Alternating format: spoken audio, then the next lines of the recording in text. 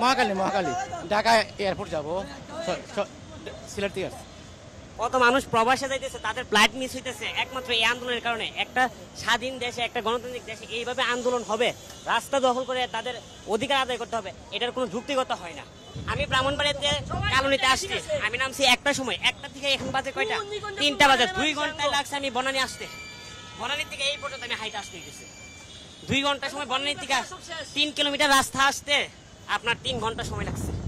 এই হলো বাংলাদেশ। এয়ারপোর্ট থেকে হাইটে আসতেছি। এই দেশের কোনো সরকার নাই, কোনো জনগণ নাই, কোনো আইন নাই, কিছু নাই। আজকে জনগণের কষ্ট, এদের জনগণের কষ্ট, হেগো কি এরা আন্দোলন করতেছে, কষ্ট করতেছে গরিবেরা। আমরা ফেরত দায়ে এদের হাইটটা আসতেছি। এরপরে এদের ফা ফুল লেগেছে হাঁটতে হাঁটতে। আর কি কম করে, এই দেশে কোনো আছে, কোনো আইন কারণ আছে?